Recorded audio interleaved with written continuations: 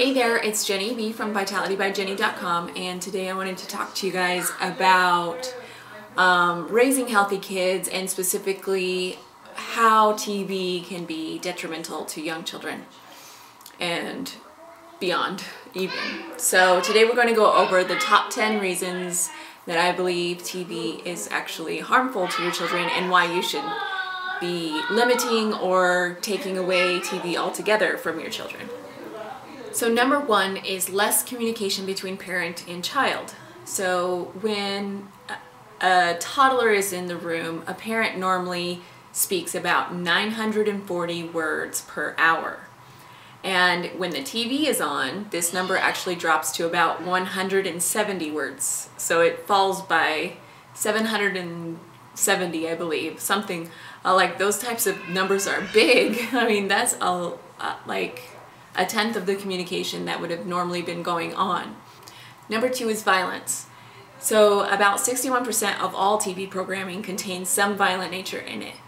And I've read statistics that if a child watches on average 3 to 4 hours of TV a day, then by the time that child is out of grade school, it will have seen 8,000 murders on the TV. I don't know about you, but I'm certain that we do not want our children seeing murders, even if they are perceived to be, unreal, because a child can't tell the difference between what's real and what's not real when it's on the TV. So to them, it's like viewing 8,000 real-life murders. And when children view TV, they actually tend to process it by acting it out in real life later. And so this is shown time and time again by all the statistics that say that children who view more television are more prone to being violent and,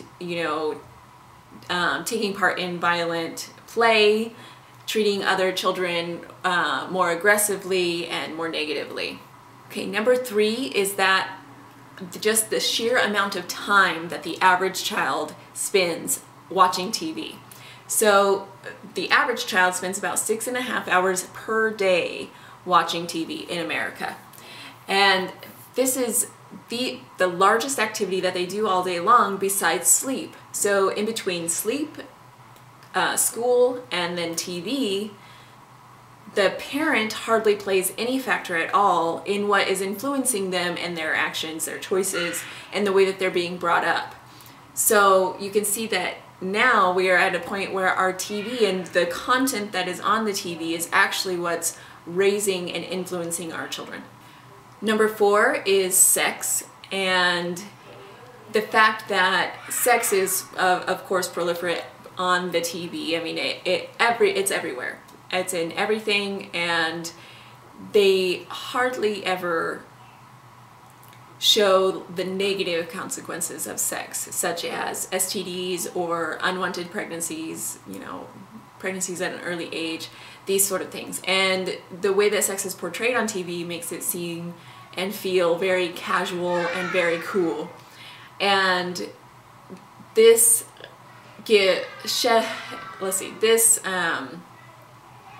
portrays sex in a way that we as parents, we don't want our children to see sex that way. So number five is simply because some parents feel like simply viewing the news, it's real life and it's not, a dramatic TV program, but simply viewing the news is detrimental to children because it's presented in a way that's incredibly dramatic and negative. So a child would never be exposed to the amount of negativity that they see on the nightly news in real life if they were not watching TV. This forces children to think about things that should be reserved for adulthood, and forcing our children to be concerned with these types of issues at such an early age has been shown to give our children symptoms like post-traumatic stress disorder symptoms that are being interpreted as ADD, but really it's just the effect of seeing so many dramatically negative images and stressful situations, and knowing about the worldly stress that is going on. And this is not something that our children should have to be concerned about. This is at a time in their lives where they are meant to be free from that type of thinking. They are at a point where they are still developing their own sense of self, let alone how they relate to the whole world and how the whole world relates with them. And along those same lines, even viewing what most people would consider harmless nature DVDs or shows, these I feel like can also have a somewhat negative effect because they are presenting the information, they are presenting nature in such an overly dramatic and, you know, overly beautiful, or like I said, just dramatic sense, so that when a child is out playing in nature himself or herself, then that experience to them seems so much more dull than what it would have been had they not viewed those nature TV programs. Number 7 is that TV time limits a child's physical activity time. Like I said, children are viewing an average of 6.5 hours of TV a day, and that means that there's little to no time left for actual physical activity. And this is detrimental in several different ways, but one, the child's brain is developing astronomically at this age, and they need physical movement to help the brain wire and develop the way that it's supposed to. Physical movement is directly linked to how our brain develops. And so if they're not moving, if they're sitting there watching television all day instead of moving and crawling and doing, you know, different physical activities, physical feats, then their brain is not going to develop right. And not to mention that, of course, if they're not getting the right amount of physical activity each day, then they're just simply not going to be healthy. They're not going to be getting enough physical activity to remain in a healthy state and to remain at a healthy weight. Number 8 is that good evidence suggests that TV viewing before the age of 2 has long-lasting negative consequences on language development, reading skills, short-term memory, and it also contributes to sleep disturbances and issues like ADD. And I'm going to read you this quote from the APP. In general, while watching TV, your child is probably not doing any of the following: asking questions, solving problems, being creative, exercising initiative, practicing eye-hand coordination, scanning, which is helpful with reading, practicing motor skills, practicing communication skills, playing interactive games with others, thinking critically, logically, or analytically. And you can see how spending so much time not doing any of those things, which are so critical for good development, would be detrimental to your child. Number 9 is the amount of advertising that children see on TV. So children are unable, like I said before, to differentiate between what's real and what's not real on their TV, on what they're watching on TV. And they just completely absorb everything that they see. And this is even more true with advertisement, because advertisement is designed to grab your subconscious attention and to make you feel like you're not good enough until you have their product. People are paid to make advertisements do their job of making you want their product. And so they're telling your child over and over and over again each day that they are not good enough until they have this product. I'm sure you can see what kind of effect that would have on your child. And it's not a good one. And then number 10 is along those same lines, advertisements, the actual content and what they're advertising for, the products that are being advertised on the television when your child is watching it, is not for anything healthy. It's for foods that are unhealthy, it's for, you know, materialistic products that aren't going to be healthy for your children. And so not only are the advertisements themselves detrimental to the child, but the products that they're advertising for are never anything healthy or good for your child. So I hope that these 10 reasons help you see why it is important to limit the screen time for your own children, or to even completely abstain from TV altogether.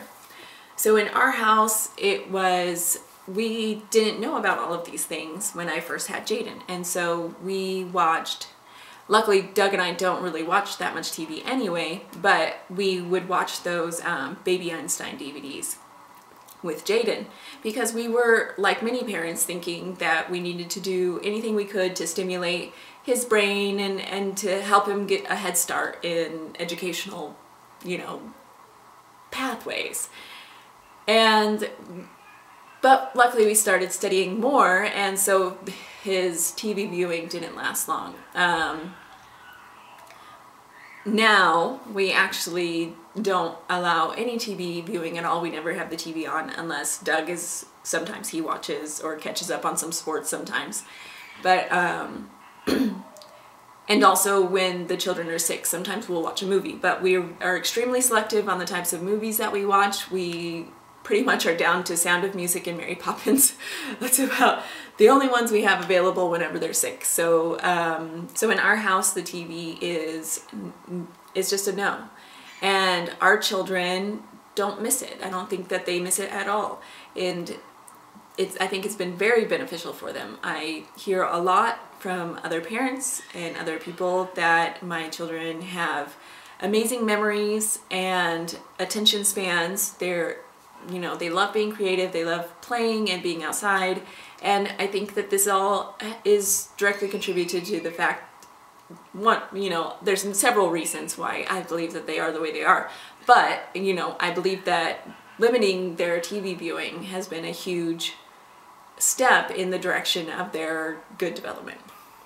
I know that as a parent, there's so many times where you're just stressed out, you're tired, you know, you're not feeling well, whatever the situation is, you just need to shower.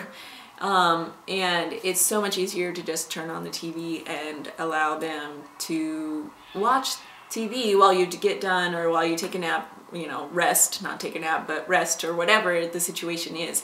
I know how that feels. I've been there, I've done it, you know, but it's also just as easy to find other things for them to do. It's just something that has to switch inside of you. It's just a decision that has to be made. And once you make the decision, then it opens up other possibilities that become easy choices to make in the moment as well. There's other ways that we can entertain our children and to help us through those tough moments as well. And if you're viewing this and you feel guilty for any reason for the amount of viewing that your child has had already, then I just want you to stop right there, because the guilty feelings are just going to add to the situation. You do not need to be feel guilty about what has happened before. Simply take in the information, learn more, and decide how you can take steps forward from here on out to improve the situation. I know that as a parent, we are always doing what's best for our children, always doing what we think is best for our children as much as we know. And it's just our job to keep learning and to try to continually get better for our children. And I know that we are all doing that. I just want to help you along that journey. Okay? I love you guys. Bye.